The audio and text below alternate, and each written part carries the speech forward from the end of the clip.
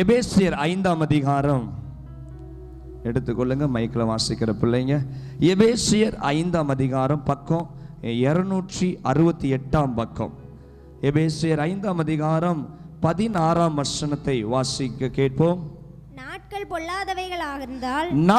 பொல்லாதவைகளானதால் காலத்தை பிரயோஜனப்படுத்திக் கொள்ளுங்கள். எல்லாரும் சேர்ந்து வாசிக்க போகிறோம். பக்கம் 268 புதிய ஏற்பாட்டில் 260. எல்லாம் பைபிள் வச்சிருக்கிற பிள்ளைங்களாம் திறந்து வச்சிடணும். வசனத்தை பாருங்கன்னு சொல்ற நேரம் பார்க்கணும், கவனிங்கன்னு சொல்ற நேரத்தில் இங்கே கவனிச்சிடணும். இப்போ பார்க்கிற கூடிய நேரம் எல்லாம் சேர்ந்து வாசிக்கலாமா? 5ஆம் அதிகாரம் 16ஆம் வசனத்தை சேர்ந்து வாசிப்போம்.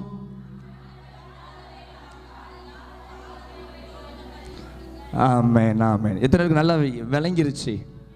ரொம்ப எளிமையான வார்த்தைகள் தான். விளங்கிருச்சா? ஆமென். ஜோவினை தட்டி எழுப்பிடுமா? விளங்கிருச்சுல எல்லாருக்கும்? Praise the Lord. ஹல்லேலூயா.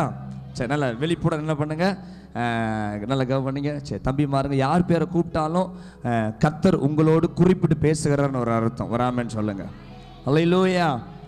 அதனால நல்லா விழித்திருந்து இந்த வசனத்தை கேட்கணும். அப்போ நம்ம வாழக்கூடிய காலம் எப்படிப்பட்ட காலம்?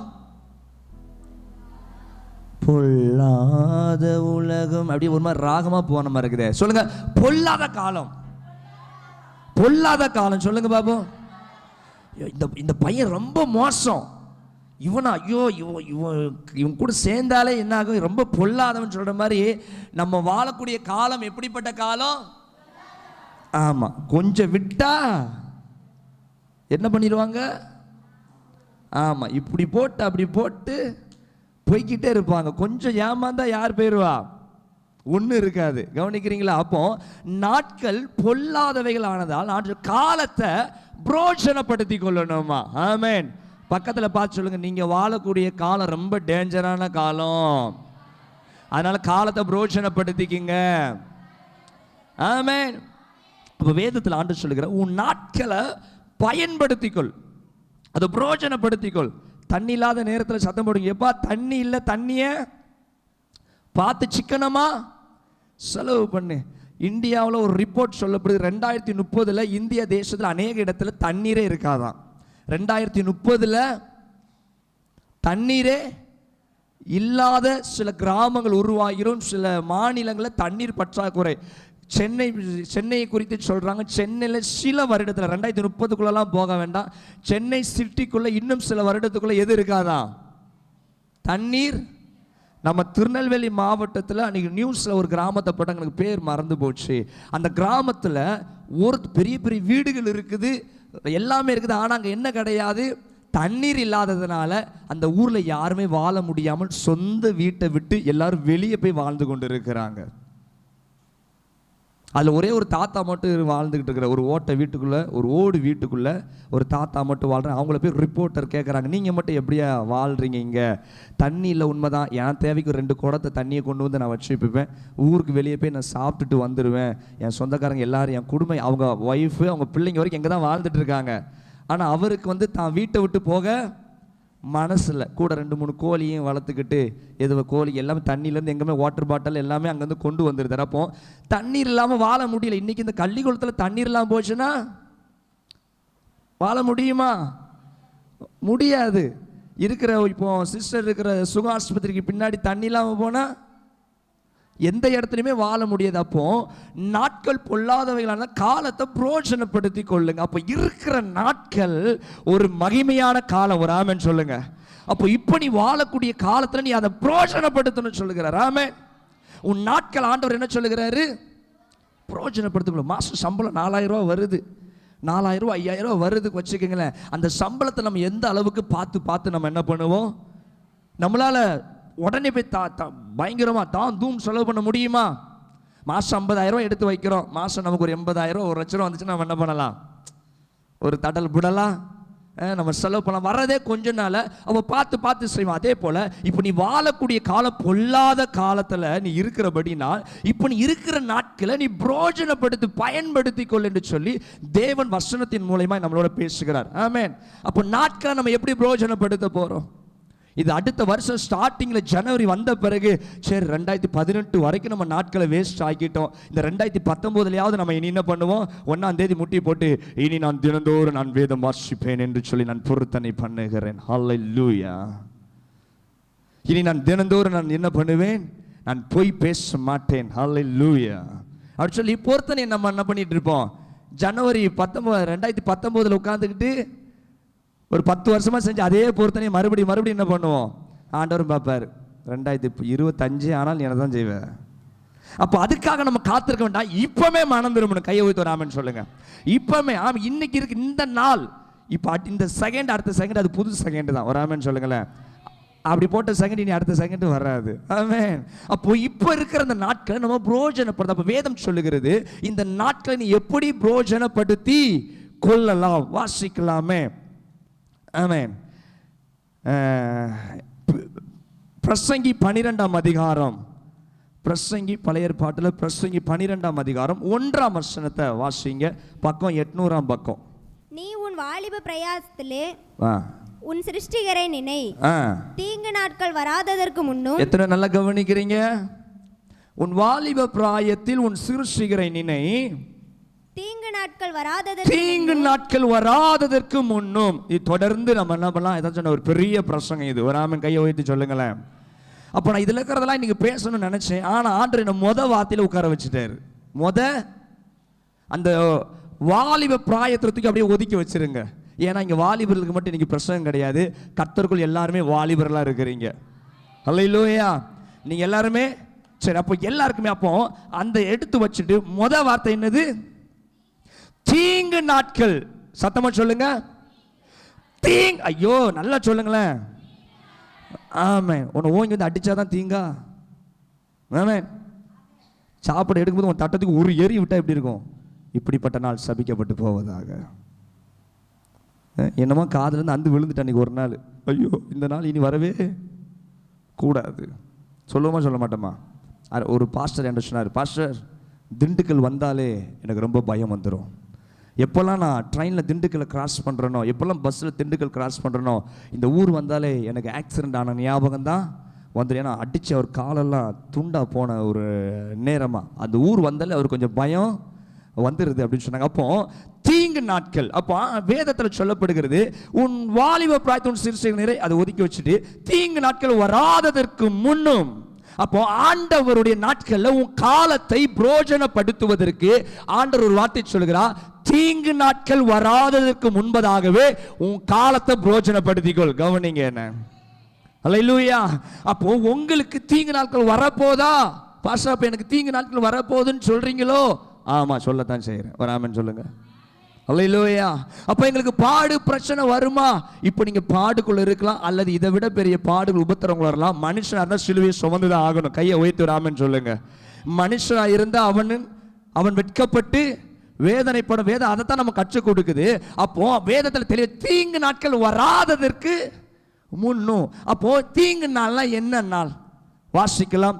சங்கீதம் 27:5 வசனம். டக்கு கொஞ்சம் மட்டும் வசனத்தை இருக்கிற வசனமே வராது.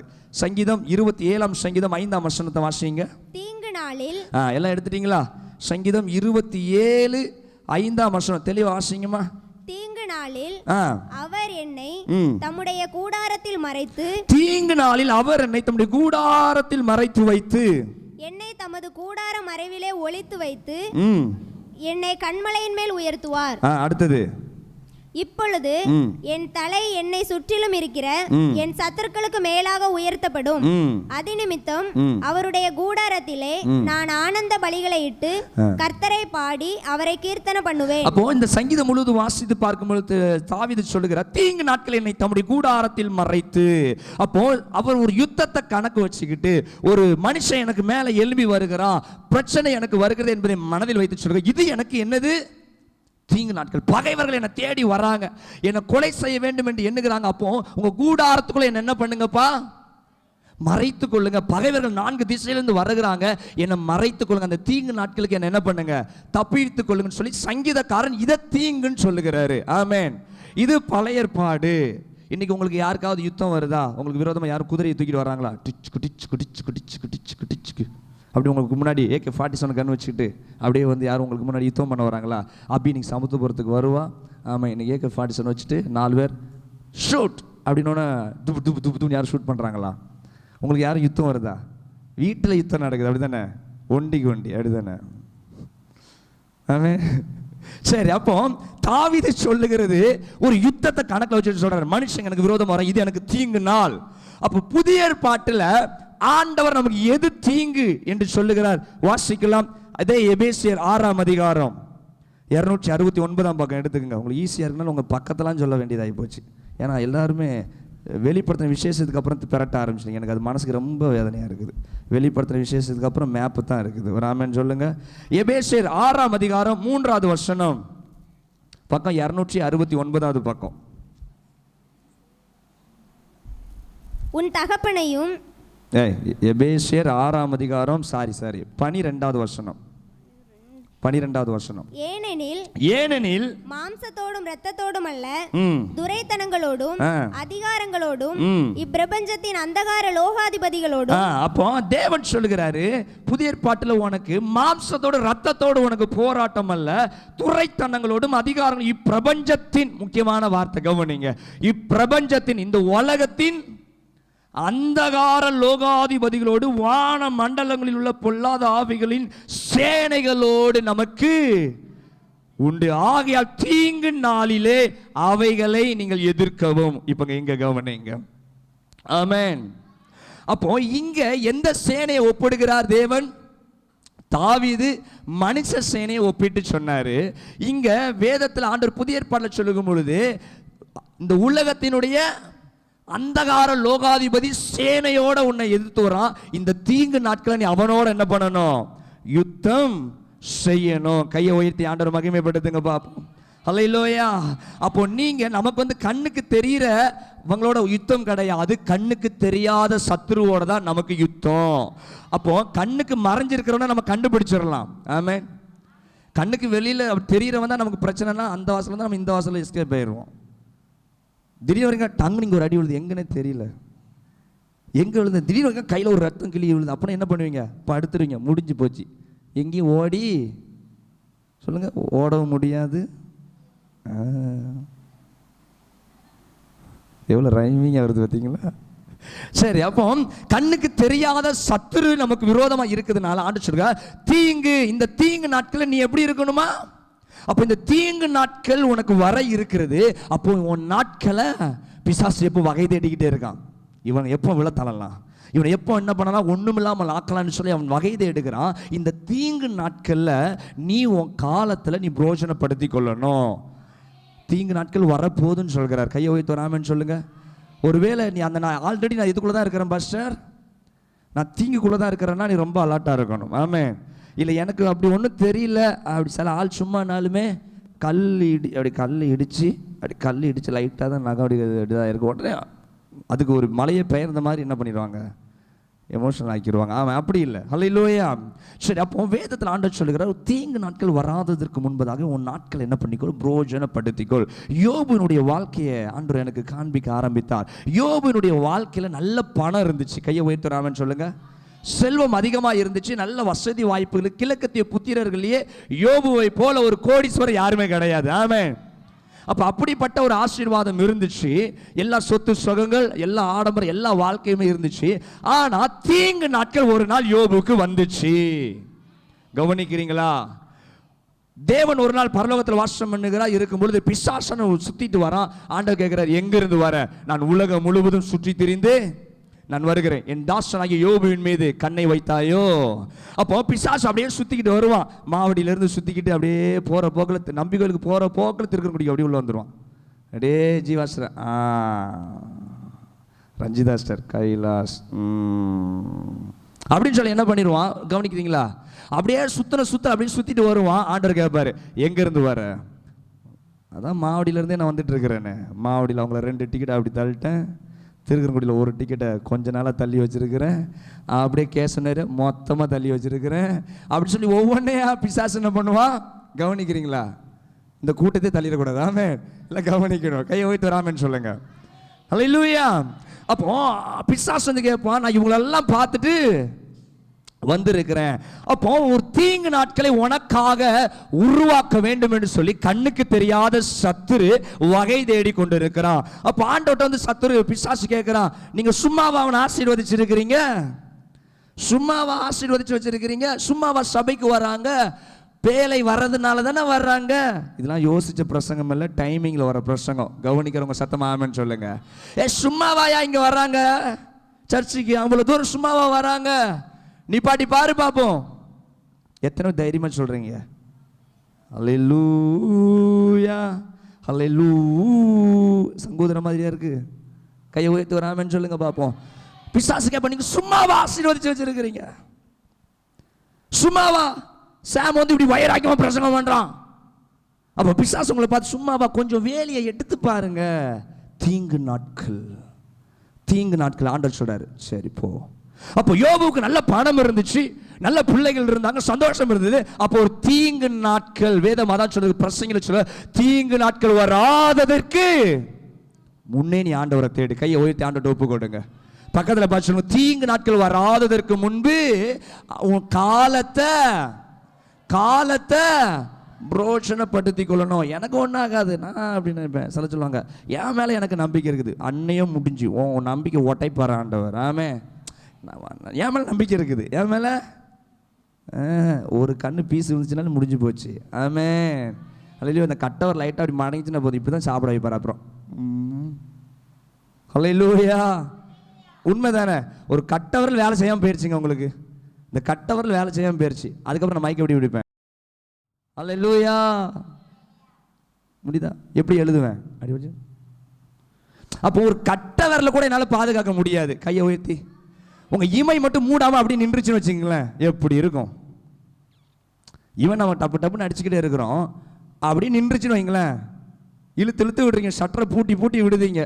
ஷட்டரை அப்படி பூட்டி நைட்டு உட்காந்து ஷட்டரை இழுத்து வச்சுக்கிட்டே இருந்தால் தான் தூக்கம் வரும். நமக்கு இதெல்லாம் கவனிச்சிருக்கிறோமா?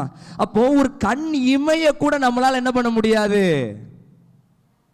ஆமென். உண்மையா இல்லையா? அப்ப இதுதான் மனுஷ வாழ்க்கை. அதான் தீங்கு நாட்கள் வராததற்கு முன்னே நீ என்ன தேடு, உன் காலத்தை பிரயோஜனப்படுத்து. இன்னைக்கு உனக்கு ஆண்டவர் டைம் கொடுத்திருக்கிறாரா? இன்னைக்கு உனக்கு நல்ல பலனை கர்த்தர் கொடுத்திருக்கிறாரா? அப்ப இந்த நாட்கள்ல உன் பலனை எந்த அளவுக்கு செலவு பண்ற, எந்த அளவுக்கு நீ கிரயம் செலுத்துகிற? இந்த மாதம் கிரயம் செலுத்துகிற மாதம். இந்த மாதம் நீ கிரயம், இன்னைக்கு டேட் 21 ஆயிடுச்சு. என்ன கிரயம் செலுத்தி இருக்கிற? எத்தனை அளவுக்கு நீ கிரயம் செலுத்தி இருக்கிற? இந்த ஒவ்வொரு வாரமும் ஞாயிற்றுக்கிழமை மட்டும் ஒரு கிரயம் செலுத்துகிறோமா? இல்லை உணர்வு வந்தோடனே, தேவ வார்த்தை வந்தோடனே அதுலேருந்து ஒப்பு கொடுக்க ஆரம்பிச்சிருந்தோமா? அப்போ தீங்கு நாட்கள் வராததுக்கு முன்பதாக. அப்போ யோபுக்கு பணத்தை எல்லாம் பிசினஸ் அடிக்கிறான், எல்லாம் சொத்து சொகத்தை எல்லாம் அடிக்கிறான், எல்லாம் அழியுது. இப்போ ஒரு பைசா கூட யார் வீட்டில் கிடையாது, ஒரு நெல்மணி கூட யார் வீட்டில் கிடையாது. இந்த நிலைமை யாருக்கு வந்திருக்கு? ஆமென். அப்போ தீங்கு நாட்கள் வந்தது. யோபு என்ன சொன்னாரு? சோர்ந்து போனாரா? ஐயோ ஐயோ ஐயோ ஐயோ ஐயோ, போயிட்டு 500 ஒட்டகம் போயிட்டு.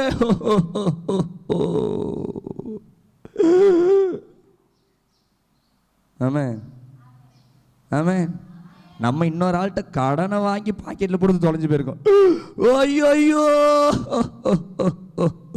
கடனை உடனே வாங்கிலாயா நான் செஞ்சேன். இந்த வடிவேல் காமெடி மாதிரி தான். என் அப்பா அம்மாலாம் கஷ்டப்பட்டுலாயா கொடுத்தாங்க ரேஷனில் மண்ணெண்ணையை நான் வச்சுட்டு. ஐயா, எத்தனை கவனிக்கிறீங்க? அல்லேலூயா. அப்போ யோபுவுக்கு எல்லாமே போச்சு. ஆனா வேதனை இருந்தாலும் அவர் என்ன பண்ணல? தீங்கு நாட்கள் வராததற்கு முன்பே யோபு தேவனை தேடினார். மனசு திடமா இருந்துச்சு. பிசாசு பார்க்குறான், என்னடா ஒட்டகத்தை சரிச்சோம், ஆட்டு மாட்டம் சரிச்சோம், ஆனால் யோபு கொஞ்சம் அசராமல் அப்படியே இருக்கிறானே, அடுத்த தீங்க போட்டு விடுவோம். 10 பிள்ளைங்க. எத்தனை பிள்ளைங்க? 10 பிள்ளைங்க. 7 குமாரர்கள், 3 குமாரத்தில். யோபினுடைய குமாரத்துக்கு அவர் சௌந்தரியமா இருந்தாங்க. அப்போ ஒவ்வொருவரையா பிசாசு என்ன பண்ணினா சாகடி. ஒருத்தன் சொல்றான், 4 பக்கம் காற்றடித்து உன்னுடைய எல்லா பிள்ளைகளும். குழந்தை பிறந்திருக்கும். தம்பி வாமா இங்கே மேலே வாடா, இவன் தானே குட்டி பையனாக இருக்கிறான். அது வரவே மாட்டான், இங்கே வாடா மேலே வா. ஏசிலாம் கட்டிட்டு வந்திருக்காரு பத்தியா தம்பி? அப்பா இவன் கிழிஞ்சிரு போகுது, அப்படி பார்த்து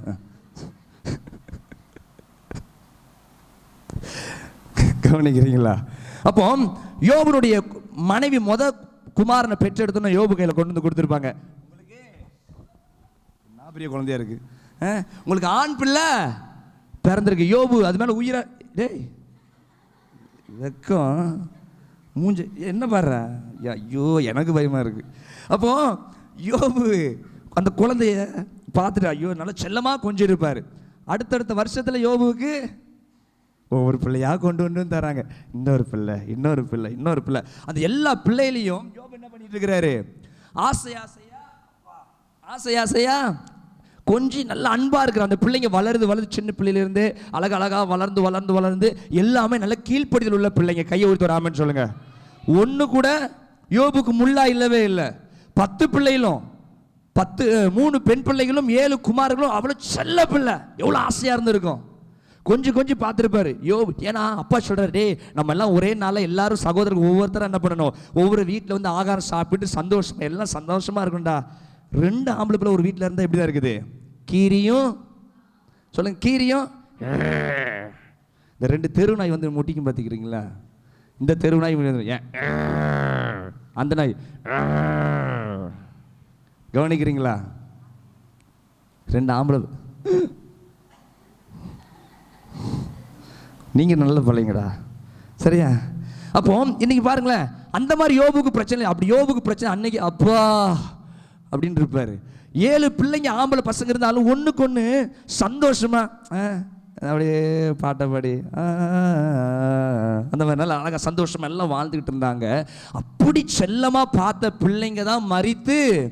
எத்தனை கவனிக்கிறீங்க, நம்ம பிள்ளைக்கு ஒரு 3 நாள் காய்ச்சல் குறையலையா, வியாழக்கிழமை காய்ச்சல் வருது, வெள்ளிக்கிழமை அதிகமாகுது, சனிக்கிழமை 130 டிகிரி அடிக்குது. எத்தனை பேர் சர்ச்சைக்கு வருவீங்க?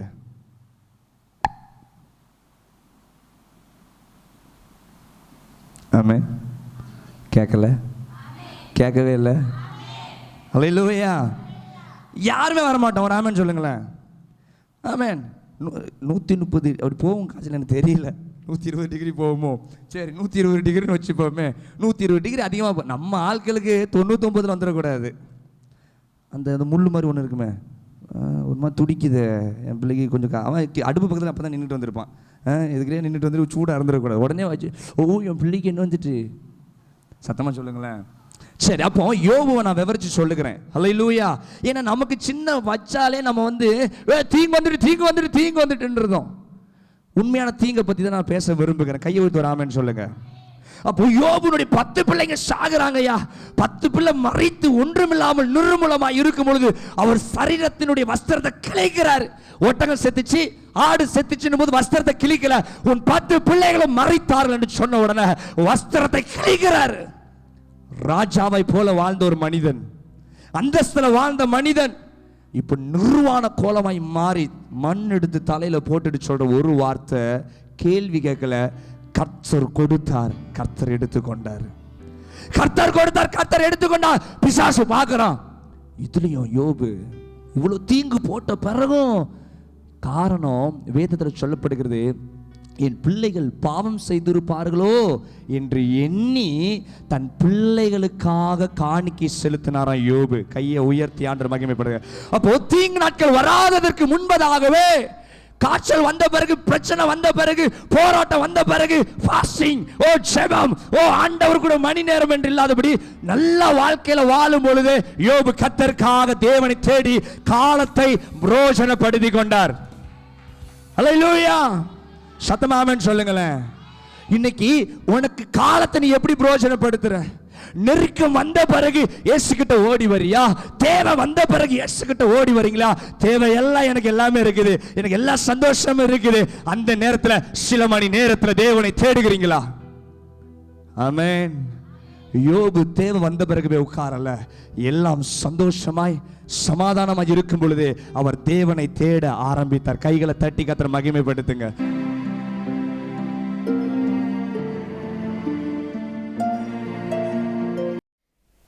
போன மாதம் சாட்டர்டே ப்ரேயருக்கு வரும்போது நான் யோசித்தேன், விடுதலையின் ஆசீர்வாத கூட்டம்னு சொல்லி நம்ம போகிறோம். ஒருவேளை யாராச்சும் என்னை பார்த்து உனக்குள்ளே என்ன விடுதலை, உனக்குள்ளே என்ன ஆசீர்வாதம்னு கேட்டால் நான் என்ன சொல்கிறது? திடீர்னு எனக்கு அப்படி தோணுச்சு. ஏன் தோணுச்சுன்னு எனக்கு தெரியல. ப்ரேயருக்கு வரும்போது உள்ளே வரும்போது தான் யோசித்தேன்னு நினைக்கிறேன். எனக்கு சரியாக அதுவும் ஞாபகம் இல்லை. அப்போ நான் ப்ரேயர் பண்ணிகிட்டு இருக்கும்போதே நான் கேட்டேன். ஏன்னா எனக்கு நான் அடிக்கடி உடம்பு முடியாமல் வரும். எப்போவும் எங்கள் அம்மாட்ட ஏதாவது சொல்லிட்டு இருப்பேன், எனக்கு கை வலிக்குது, எனக்கு கால் வலிக்குது, அப்படி இப்படி ஒவ்வொன்றா சொல்லிகிட்டே இருப்பேன். அப்போது நான் உள்ளே இருந்தும் அதை நினச்சிட்டே இருந்தேன். நம்ம வேறு இப்படி எனக்கு ரொம்ப பலவீனமாக வருது ஏசப்பா.